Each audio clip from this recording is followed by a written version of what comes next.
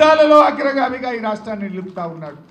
కేసీఆర్కు రేవంత్ రెడ్డికి తేడా ఏంటంటే అభివృద్ధిలో కేసీఆర్ అగ్రగామి, అబద్ధాలు ఆడడంలో రేవంత్ రెడ్డి అగ్రగామిగా నిలిచింది. ఇవాళ ఈరోజు కూడా రాష్ట్ర అవతరణ వేడుకల్లో కూడా రేవంత్ రెడ్డి ఆయన ఉపన్యాసాల్లో అన్ని అబద్ధాల పరంపరనే. ఇవాళ ఆయన మాట్లాడుతూ అంటాడట, మహిళలకు 21,000 కోట్ల రూపాయల వడ్డీ లేని రుణం ఇచ్చిన అంటాడట. ఇచ్చినావా రేవంత్ రెడ్డి? నేను సవాల్ విసురుతున్నా, నువ్వు 21,000 కోట్ల వడ్డీ లేని రుణం ఇచ్చినట్టు జీవో చూపించు, ఆధారం చూపించు, నేను రాజీనామా చేయడానికి సిద్ధంగా ఉన్నా. నువ్వు ఇచ్చింది 21,000 కోట్లు వడ్డీతో కూడిన రుణాలు ఇచ్చినవు తప్ప అక్క చెల్లెలకు వడ్డీ లేని రుణాలు ఇవ్వలేదు. ఆ అక్క చెల్లెలను మోసం చేసినావు నువ్వు.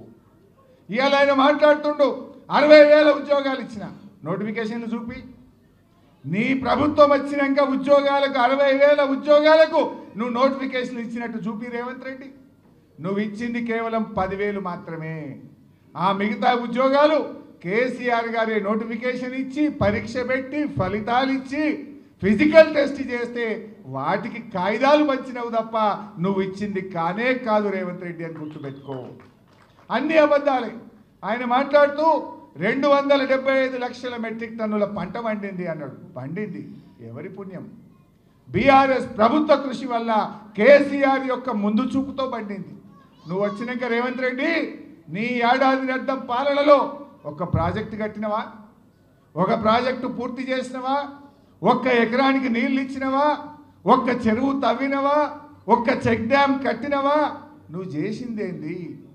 ఇవాళ 275 మెట్రిక్ టన్నుల పంట పండిందంటే అది బీఆర్ఎస్ 10 ఏళ్ల కృషి అని చెప్పి ఈ రాష్ట్ర రైతాంగానికి తెలుసు. మిషన్ కాకతీయలో చెరువులు బాగు చేసినాం, పెండింగ్ ప్రాజెక్టులు పూర్తి చేసినాం, కాళేశ్వరం లాంటి మెగా ప్రాజెక్టు కట్టిండు కేసీఆర్, అనేక చెక్ డ్యాములు కట్టిండు కేసీఆర్, కాలువలకు చెరువులను అనుసంధానం చేసిండు కేసీఆర్, రైతు బంధు పెట్టిండు, రైతుల కోసం బీమా తెచ్చిండు, రైతులకు సకాలంలో ఎరువులు ఇచ్చిండు, ప్రతి మండలానికి గోడౌన్ కట్టిండు, విత్తనాలు ఇచ్చిండు, పండిన పంటంతా కొని రైతులకు ధైర్యాన్ని కల్పించి ఇవాళ ఈ రాష్ట్రం వరి ధాన్యం ఉత్పత్తిలో దేశంలో నంబర్ 1 అయిందంటే అది కేసీఆర్ ప్రభుత్వ కృషి. నువ్వు 275 లక్షల మెట్రిక్ టన్నుల పంట పండింది అంటున్నావు. ఏం చేసినావు రైతులకు ఒక్కటి చెప్పు.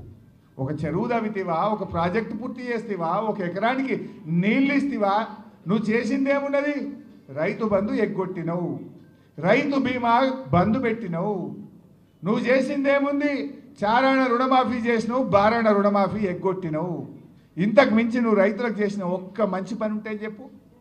రైతులు మొలకెత్తుతుంటే ధాన్యపు కుప్పల మీద గుండాగి రైతులు చనిపోతుంటే నువ్వు అందాల పోటీల్లో మునిగి తేలినవు రేవంత్ రెడ్డి. అందాల పోటీలకు రివ్యూలు చేసినావు, అందాల పోటీలను 5 సార్లు పోయి పాల్గొన్నావు. కానీ రైతుల ధాన్యం ఎందుకు కొంటలేరని ఒక్కనాడు రివ్యూ చేయలేదు. నీ మంత్రులు కానీ నువ్వు కానీ ధాన్యపు రాశుల మీద గుండాగి చనిపోయిన రైతుల్ని పరామర్శించే సమయం మీకు చిక్కలేదు. ఇది ఈరోజు చేస్తున్నది. నువ్వు అన్ని అబద్ధాలే. ఎన్ని అబద్ధాలు మాట్లాడిండు? 15 ఆగస్టు నాడు ఈ రాష్ట్రంలో రైతుల రుణమాఫీ చేసి తీరుతా అన్న ముఖ్యమంత్రి ఈ రోజు కన్నా చేసినావా? మళ్ళీ 15 ఆగస్టు వచ్చింది. ఒక్క ఏడాది కడుపు కట్టుకుంటే 40,000 కోట్ల రూపాయల రుణమాఫీ చేస్తా అన్నావు. నువ్వు చేసింది 16-17 వేలే. మరి కడుపు కట్టుకోలేదా? మిగతా పైసలు ఢిల్లీకి కప్పం కట్టినవా? నీ జేబుల్లోకి పోయినాయా? ఎక్కడికి పోయినాయో చెప్పు. ఎప్పటిలోగా చేస్తావో చెప్పు.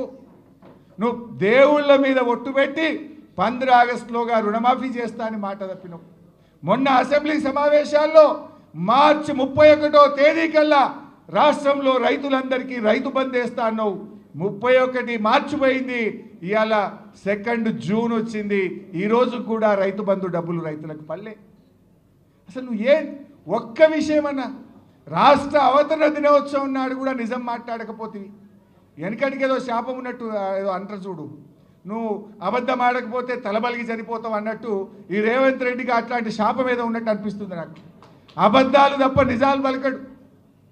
మరి మన కేసీఆర్ అభివృద్ధిలో ఈ రాష్ట్రాన్ని అగ్రగామిగా నిలిపిండు. ఎన్ని అద్భుతాలు! ధాన్యం ఉత్పత్తిలో నంబర్ 1, డాక్టర్ల ఉత్పత్తిలో తెలంగాణ నంబర్ 1 చేసిండు కదా. ప్రతి జిల్లాకు ఒక ప్రభుత్వ మెడికల్ కాలేజ్, 35 గవర్నమెంట్ మెడికల్ కాలేజీలు పెట్టి సంవత్సరానికి 10,000 డాక్టర్లను ఈ దేశానికి అందిస్తున్న రాష్ట్రంగా తెలంగాణను నిలిపిన ఘనత మన బీఆర్ఎస్ ప్రభుత్వాన్ని. తలసరి ఆదాయంలో తెలంగాణ నంబర్ 1, విద్యుత్ వినియోగంలో తెలంగాణ నంబర్ 1, మరి జిఎస్డిపి పెరుగుదలలో తెలంగాణ నంబర్ 1, రాష్ట్ర సొంత ఆదాయ వనరుల వృద్ధిలో తెలంగాణ నంబర్ 1, గొర్రెల మాంసం ఉత్పత్తిలో తెలంగాణ నంబర్ 1, చేపల ఉత్పత్తిలో తెలంగాణ నంబర్ 1, చెట్ల పెంపకంలో తెలంగాణ నంబర్ 1. ఇట్లా కేసీఆర్ అభివృద్ధిలో తెలంగాణను అగ్రగామిగా నిలిపింది.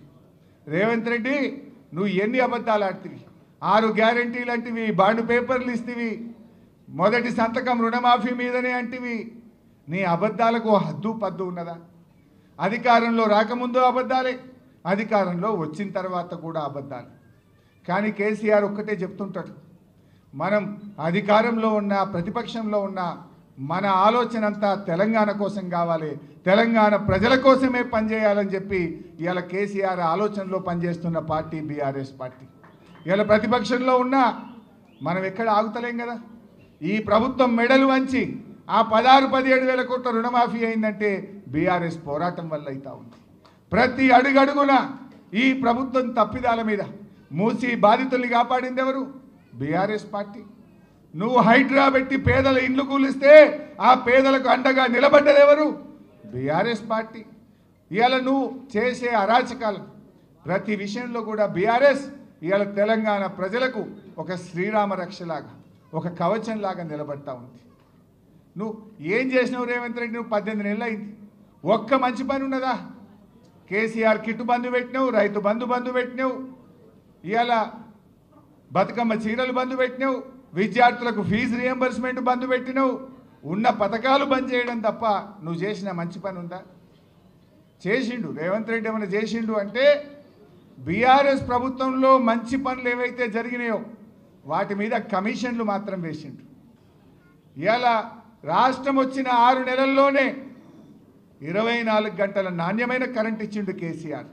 పరిశ్రమలకు, రైతులకు, గృహాలకు కరెంట్ ఇస్తే ఆ కరెంటు మీద కమిషన్ వేసిండు.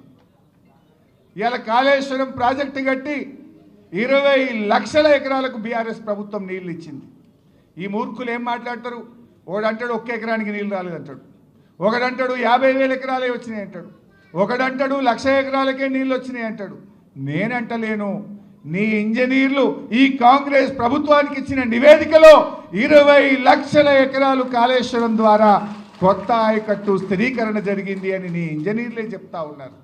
అలాంటి అద్భుతమైన ప్రాజెక్టు కాళేశ్వరం మీద ఒక కమిషన్ వేసిండు. అంటే బీఆర్ఎస్ ప్రభుత్వం చేసిన మంచి పనుల మీద కమిషన్లు వేస్తున్నావు. నీ పాలనలో కాంట్రాక్టర్ల దగ్గర 20% కమిషన్లు తీసుకుంటున్నావు. ఆనాడు జరిగిన మంచి పనుల మీద కమిషన్లు వేసుడు, నీ పాలనలో కాంట్రాక్టర్ల దగ్గర 20% కమిషన్లు తీసుకున్నాడు. ఇంతకు మించి నువ్వు చేసింది ఏమన్నా ఉన్నదా? నువ్వు చేసిన ఒక్క మంచి పని ఉన్నదా? ఒక్కసారి అలా ఆలోచించాల్సినటువంటి అవసరం ఉంది. ప్రజలకు అర్థమైపోయింది, ప్రజలు మళ్ళీ కేసీఆర్ కావాలి, బీఆర్ఎస్ కావాలని కోరుకుంటున్న పరిస్థితి ఉంది. ఇవాళ రేవంత్ రెడ్డి మాట్లాడితే పైసలు లేవంటాడు, దివాలా దివాలా అని మాట్లాడతాడు. నా దృష్టిలో ఎవడైతే తెలంగాణ రాష్ట్రం దివాలా దివాలా అని మాట్లాడుతుండ్రో వాళ్ళంతా దివానాగాన్లే. దివానాగాడు ఎవడన్నా అయితేనే వాడు దివాలా అని మాట్లాడతాడు. కేసీఆర్ ఎప్పుడు మాట్లాడినా ఒక ఆత్మవిశ్వాసం కలిగిస్తుండే. నాది అభివృద్ధిలో పోతున్న దేశం, నా రాష్ట్రం, నాది సర్ప్లస్ స్టేట్, నా రాష్ట్రం బలమైనటువంటి ఆర్థికంగా బలమైన రాష్ట్రం అని కేసీఆర్ చెప్పి ఈ రాష్ట్ర ప్రజల్లో ధైర్యాన్ని నింపేవాడు, పాలనను ముందుకు తీసుకుపోయేవాడు. కానీ రేవంత్ దివాలా దివాలా అనే దిక్కుమాలిన ప్రచారం చేసి తాను తీసుకున్న గోతిలో తానే పడ్డాడు. ఈరోజు ఇవాళ రిజిస్ట్రేషన్ ఆదాయం తగ్గింది, జిఎస్టీ తగ్గింది, మైనింగ్ తగ్గింది, రాష్ట్ర స్వంత ఆదాయ వనరులు తగ్గిముఖం పట్టినాయి. ఇది నీ పాలన చేతగాక, నీ వైఫల్యం వల్ల ఇవాళ తెలంగాణ ఆగమవుతుంది. కేసీఆర్ హయాంలో రాష్ట్ర అభివృద్ధి, రాష్ట్రం యొక్క ఆదాయం ఆకాశం వైపు చూస్తే రేవంత్ ఏడాదిని అర్థంలో అది నేల వైపు చూస్తూ ఉంది. నాడు రాష్ట్రం యొక్క ఆదాయం 60,000 కోట్ల నుంచి 2,60,000 కోట్లకు 10 ఏళ్లలో కేసీఆర్ పెంచి చూపించిండు. కానీ రేవంత్ ఏడాదిని అర్థంలో ఆదాయం తగ్గుముఖం బట్టి నేలముఖం చూస్తున్నటువంటి పరిస్థితి వచ్చింది. ఇది నీ వైఫల్యం, నీ చేతకాంతనం వల్ల జరిగింది. బట్ ఏది ఏమైనా ఇవాళ ప్రజలు క్లియర్గా ఉన్నారు. ఇవాళ ఎన్నికలు జరిగితే 100 సీట్లతో మళ్ళీ బీఆర్ఎస్ అధికారంలోకి వస్తుంది. కొంతమంది మాట్లాడుతున్నారు బీజేపీతో బీఆర్ఎస్ కలుస్తుంది లేదా పొత్తు పెట్టుకుంటుందని. కేసీఆర్ గారు మొన్ననే కుండబద్దలు కొట్టినట్టు చెప్పిండు. అయినా అసలు బీజేపీకి తెలంగాణ మీద హక్కు ఉన్నదా? ఆనాడు 1996లో 1 ఓటు 2 రాష్ట్రాలని చెప్పి 2000 సంవత్సరంలో 3 రాష్ట్రాలు ఏర్పాటు చేసి తెలంగాణకు మొండి చేయి చూపిందే బీజేపీ. చంద్రబాబుకు భయపడి తెలంగాణ ఇయ్యకుండా తెలంగాణ ప్రజల్ని మోసం చేసిందే బీజేపీ. అసలు కేంద్రంలో 8 ఎంపీలు గెలిపిస్తే గుండు సున్నా పెట్టి బడ్జెట్లో తెలంగాణకు మొండి చేయి చూపిందే బీజేపీ. ఇవాళ పోలవరం జాతీయ ప్రాజెక్టు ఇవ్వడం కాక బనకచెర్ల గోదావరి లింకుకు మళ్ళా తెలంగాణ నోరుగొట్టికి తెలంగాణలో గోదావరి నీళ్లకు అన్యాయం చేసే అక్రమ ప్రాజెక్టుకు వత్తాసు బలికి నిధులిస్తున్నదే బీజేపీ. ఇంకా బీజేపీ ఏ ముఖం పెట్టుకున్నట్టు ఏం చేసింది బీజేపీ? ఓ జాతీయ ప్రాజెక్ట్ ఇచ్చిందా? ఒక మెడికల్ కాలేజ్ ఇచ్చిందా? ఏం చేసింది బీజేపీ? తెలంగాణకు అన్యాయం చేసింది బీజేపీ. గోదావరి బనకచెర్ల మీద కిషన్ రెడ్డి మాట్లాడాడు, బండి సంజయ్ మాట్లాడాడు, ఈటల రాజేందర్ మాట్లాడాడు. ఎందుకు మాట్లాడరు అని నేను అడుగుతా ఉన్నా. ఆ బనకచెర్ల గోదావరి ప్రాజెక్టు తెలంగాణ అది శాపం కాబోతుంది. అది కడితే గోదావరి జలాల్లో తెలంగాణకు తీవ్రమైనటువంటి నష్టం జరుగుతుంది. ఈ కాంగ్రెస్ దద్దమ్మ ప్రభుత్వం కృష్ణా నదిలో మొన్న 65 టీఎంసీలు తక్కువ వాడింది. మన హక్కును కూడా వాడుకునే తెలివితేటలు లేవు. గోదావరి బనకచెర్ల ప్రాజెక్టు ఆపే విషయంలో ఇవాళ రాష్ట్రంలో కాంగ్రెస్ ప్రభుత్వం పూర్తిగా ఫెయిల్ అవుతున్నటువంటి పరిస్థితి ఉన్నది. బట్ ఏది ఏమైనా బీఆర్ఎస్ ఉన్నది, మేము వదిలిపెట్టాం. రాష్ట్ర ప్రభుత్వం ఫెయిల్ అయితే బీఆర్ఎస్ ప్రభుత్వం అవసరమైతే సుప్రీంకోర్టుకు వెళ్ళైనా సరే గోదావరి బనకచెర్ల ప్రాజెక్టును ఆపి తీర్థం, తెలంగాణ ప్రయోజనాలు కాపాడతాం. బీజేపీ నాయకులారా, తెలంగాణ మీద ప్రేమ ఉంటే వెంటనే గోదావరి బనకచెర్లను ఆపండి, తెలంగాణ ప్రయోజనాలు కాపాడండి అని చెప్పి నేను ఈరోజు డిమాండ్ చేస్తూ ఉన్నా. బీఆర్ఎస్ స్వంతగానే ఉంటుంది, ఒంటరిగానే మళ్ళీ అధికారంలోకి వస్తుంది, 100 సీట్లతో అధికారంలోకి వస్తుంది తప్ప ఏ పార్టీతో బీఆర్ఎస్ పొత్తు పెట్టుకోదు. ఎవడో పెట్టుకుంటామన్నట్టు ఇంకోడెవడో పెట్టుకుంటారన్నట్టు మాట్లాడుతున్నారు. ఎవరితో పొత్తు పెట్టుకోము. బీఆర్ఎస్ కేసీఆర్ నాయకత్వంలో మళ్ళీ అధికారంలోకి వచ్చేది ఖాయం. ఇలా ప్రజలే కోరుకుంటున్నారు. ఎక్కడ పోయినా అదే చర్చ జరుగుతుంది. ఏదో 4 ఎక్కువ వస్తాయి అనుకొని ఓటేసినాం బిడ్డ, 4 ఎక్కువ వస్తాయి అనుకున్నాం కానీ గిట్లయితుంది అనుకోలేదు అని ఎవరిని మాట్లాడించినా చెప్తా ఉన్నారు. ఏం చెప్పిండు వాళ్ళు ఆ రోజు? అరే 2000 పెన్షన్ ఇచ్చిండు కేసీఆర్, మేము 4000 ఇస్తాం. 10,000 రైతు బంధు ఇచ్చిండు, మేము 15,000 ఇస్తాం. ఉద్యోగస్తులకు రాగానే 4 డిఏలు ఇస్తాం, పాత బకాయిలు ఇస్తాం, బెస్ట్ పిఆర్సీ ఇస్తామన్నారు. ఇప్పుడు మాట్లాడితే నన్ను గోసుక తింటావా అంటుండు. ఏం మాట్లాడుతున్నావు నువ్వు? మరి వీళ్ళకేమో పైసలు లేవంటావు. నీకు అందాల పొట్టులకు పైసలు ఎడికెళ్ళి వచ్చినాయి?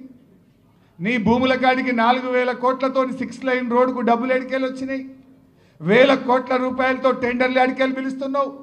రుణమాఫీ చేయమంటే పైసలు లేవంటావు, రైతు బంధు ఇవ్వమంటే పైసలు లేవంటావు, ఉద్యోగులకు డిఏలు ఇవ్వమంటే పైసలు లేవంటావు. కానీ బడా బడా కాంట్రాక్టర్లకు 12,000 కోట్ల బిల్లులు ఇవ్వడానికి పైసలు ఎడికెళ్ళి వచ్చినాయి. బడా బడా ప్రాజెక్టులు పిలవడానికి, టెండర్లు పిలవడానికి పైసలు ఎక్కడి నుంచి వస్తున్నాయి? ఇవాళ 200 కోట్లకు ఒక స్కూల్ అన్నావు, ముందు 80 కోట్లు అన్నావు, తర్వాత 120 కోట్లు అన్నావు, ఇప్పుడు 200 కోట్లకు ఒక స్కూల్ అని. ఆ స్కూల్కి ఇంకా పునాది కూడా తవ్వలే, 80 కోట్లకి వెళ్ళి 200 కోట్లు చేసిన దాన్ని. అంటే అదొక 5-6 వేల కోట్ల స్కామ్ అవుతున్నది. ఇవాళ వాటికి మాత్రం పైసలు వస్తున్నాయి. అంటే ఆయన ఎట్లా మాట్లాడతాడంటే తనకు అవసరం ఉంటేనేమో, తనకు జేబులు నింపే పని అయితేనేమో పైసలు రెడీ, ప్రజలకు ఇచ్చేదో రైతులకు ఇచ్చేదో, మా ఎస్సీలకో మా బీసీలకో మా ఎస్టీలకో ఓవర్సీస్ స్కాలర్షిప్ ఇవ్వాలి, ఫీజు రియంబర్స్మెంట్ ఇవ్వాలంటే మాత్రం పైసలు లేవంటాడు. నువ్వు ఏడాదిని అర్థమైంది. ఎస్సీ ఎస్టీ బీసీ పిల్లలకు ₹1 ఫీజు రియంబర్స్మెంట్ ఇచ్చినవా రేవంత్ రెడ్డి అని నేను అడుగుతా ఉన్నా. కాలేజీలు కోట్లకు పోతున్న పరిస్థితి, పిల్లల చదువులు ఆగిపోతున్న పరిస్థితి. ఎస్సీ ఎస్టీ బీసీల మీద ఉన్న ప్రేమ ఇదేనని అడుగుతా ఉన్నా. బట్టి విక్రమార్క ఉప ముఖ్యమంత్రిగా ఉన్న మీరు ఈ ఎస్సీ ఎస్టీ బీసీల మీద మీకు ప్రేమ లేదా? మాటల్లో కోటలు దాటుతున్నాయి. ఎస్సీలు బీసీల మీద ప్రేమ ఒలకపోస్తున్నారు. కానీ ఆ పిల్లల చదువులు ఆగిపోతుంటే, ఏడాది అర్థం నుంచి ₹1 ఫీజు రియంబర్స్మెంట్ ఇవ్వకుండా ఈ అన్యాయం చేస్తుంటే మీకు కనబట్టలేదా అని చెప్పి నేను ఈరోజు అడుగుతా ఉన్నా.